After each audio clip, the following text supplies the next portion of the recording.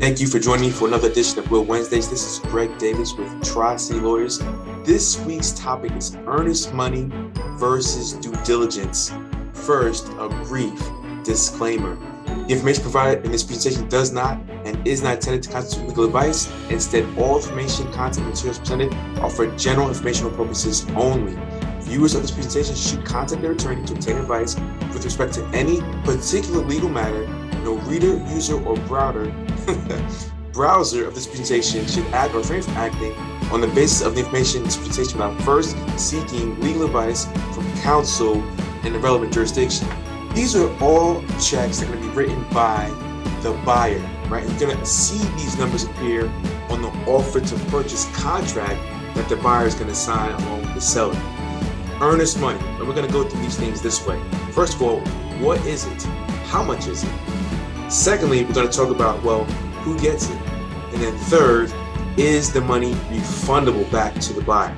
Let's start with earnest money. Earnest money is typically going to be about, let's say, 1 to 2% of the purchase price of the home. So on a $100,000 home, that 1% is going to be $1,000. That earnest money is given to let the real estate agent and to let the seller of the home know that you, the buyer, are serious, that you're acting in earnest to buy that home. Okay, that's earnest money. Now let's talk about due diligence. Normally, in a normal market, the earnest money is larger than the due diligence fee. Okay, due diligence fee is typically somewhere around, let's say, $500 to $2,000. But in this type of market, and this is a seller's market. Well, Greg, what does that mean, seller's market? Well, that means that inventory is low, but demand is high. So sellers are in control of this market. So what's that done is that's changed things. Where normally the earnest money is larger than due diligence, nowadays the due diligence fee is higher. And not by a little bit, but by a lot.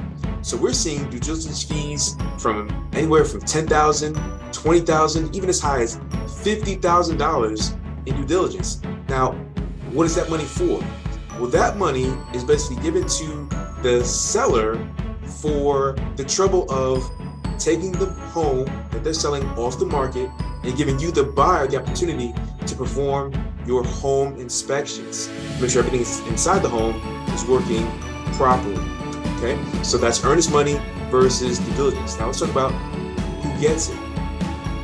With the earnest money, the escrow agent holds that earnest money in an escrow account. So for example, if I was going to do your closings with Tri-City Lawyers, we have a trust account. That earnest money would then sit in that trust account. Okay. What about the due diligence fee? Well, that money is a check written by the buyer, and that check makes its way to the seller, and the seller deposits that check immediately. So essentially, that money is the seller's money. So that brings us to the next question. Well, can I get that money back? Well, let me be clear. If the deal is consummated, okay, you end up buying that home, then you as the buyer, you would get a credit for both the earnest money and the due diligence. So for example, if you put down $1,000 in earnest money and let's say $5,000 in due diligence fee, then both of those would be a credit to you. So if the house was $100,000, now you have a credit for $6,000. So now you're only really paying, quick math, $94,000 for that home because you already put down money for earnest money and for due diligence. Now, of the two, the earnest money you can get back. So let's say before the due diligence period is over, so while you're inspecting the home, which can normally take somewhere between 2 and 3 weeks, if during that time frame you say, you know what, I'm going to back out of this deal, I want to purchase this home, then you can get that earnest money back. Now, what about the due diligence fee, Greg? Because that's the larger fee nowadays. Well, nowadays, that due diligence fee, that's gone. And what's really happening now is buyers, because it's a seller's market, are trying to entice sellers. So normally a buyer wants the due diligence fee to be small because they don't want to lose a lot of money if they decide to walk away from the deal. But nowadays, buyers say, you know what?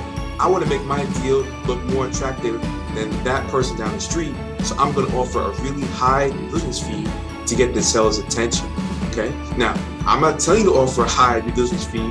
I'm just telling you what I'm seeing here in the market. Now, There are always exceptions to the rule. So any real estate agent or any attorney watching this video might say, well, wait a minute, I know of a scenario where they didn't get their earnest money back, or they did get their due diligence fee back.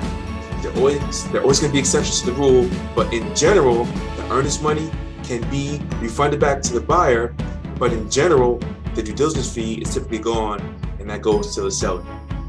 Here at Trusted Lawyers, we always want to remind you to update or create your essential documents, your will, general power of attorney, healthcare power of attorney, your living will, and don't forget that digital asset checklist. I want to thank you so much for joining once again. This is Greg Davis with Tri-City Lawyers, and as I like to always say, everyone has an estate, but not everyone has a plan.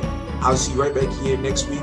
Greg Davis, Tri-City Lawyers. Any questions, please feel free to email me at greg@tricitylawyers.pro, and I'll see you next week. Thank you.